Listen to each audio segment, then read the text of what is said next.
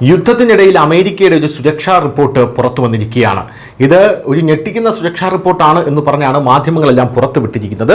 അടുത്തിടെ പുറത്തു വന്ന US സുരക്ഷാ റിപ്പോർട്ട് വളരെ ഞെട്ടിപ്പിക്കുന്ന മുന്നറിയിപ്പുകളാണ് നൽകിയിരിക്കുന്നത്. ഈ റിപ്പോർട്ട് അനുസരിച്ച് അമേരിക്കയെ ആക്രമിക്കാൻ കഴിവുള്ള ഒരു ആധുനിക മിസൈൽ സംവിധാനം വികസിപ്പിക്കുന്നതായി പാകിസ്ഥാൻ ഇപ്പോൾ ചൈന, റഷ്യ, ഉത്തര കൊറിയ, ഇറാൻ എന്നിവരുമായി സഹകരിച്ച് പ്രവർത്തിക്കുന്നു എന്നാണ് അമേരിക്ക മനസ്സിലാക്കിയിരിക്കുന്നത്. കഴിഞ്ഞ ദിവസം തുളസി ഗബ്ബാർഡ് ഇത് പറഞ്ഞിരുന്നു. കാരണം അമേരിക്കയുടെ ഏറ്റവും വലിയ ശത്രു പാകിസ്ഥാനെ ഇങ്ങനെ അമേരിക്കയോട് അടുപ്പിച്ച് ഇന്ത്യ അകറ്റി കഴിഞ്ഞാൽ പാകിസ്ഥാൻ ഒരു ദിവസം അമേരിക്കയ്ക്ക് നേരെ എന്തെങ്കിലും വജ്രായുധം പ്രയോഗിക്കും.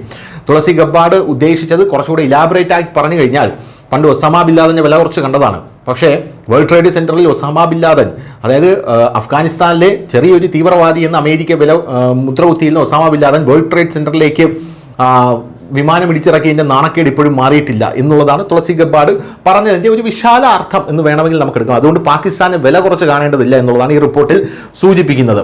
US ദേശീയ ഇന്റലിജൻസ് ഡയറക്ടർ തുളസി ഗബ്ബാർഡ് റിപ്പോർട്ടും ഭീഷണിയുടെ വിശദാംശങ്ങളും സെനറ്റിന് മുമ്പിൽ അവതരിപ്പിക്കുകയും ചെയ്തു.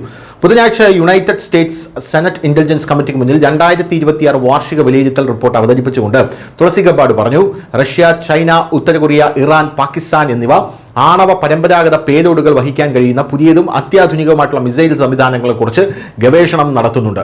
ഈ മിസൈലുകളുടെ മാരകത അമേരിക്കയിൽ എത്താൻ കഴിയുന്ന രീതിയിലുള്ളതാണ് എന്നാണ് അവർ പറയുന്നത്.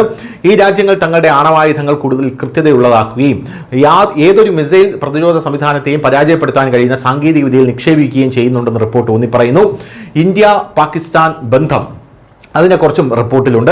ദക്ഷിണേഷ്യയിലെ സ്ഥിതികളെക്കുറിച്ച് US റിപ്പോർട്ട് ഗുരുതരമായിട്ടുള്ള ആശങ്കകളും പ്രകടിപ്പിച്ചു.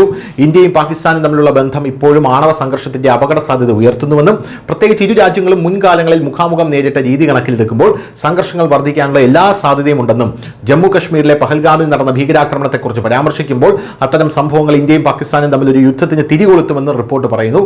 തീവ്രവാദ ഘടകങ്ങൾക്ക് ഇപ്പോഴും ഇരു രാജ്യങ്ങൾക്കുമിടയിൽ ഒരു പ്രതിസന്ധി സൃഷ്ടിക്കാൻ കഴിയുമെന്നാണ് ഈ റിപ്പോർട്ട് പറയുന്നത്.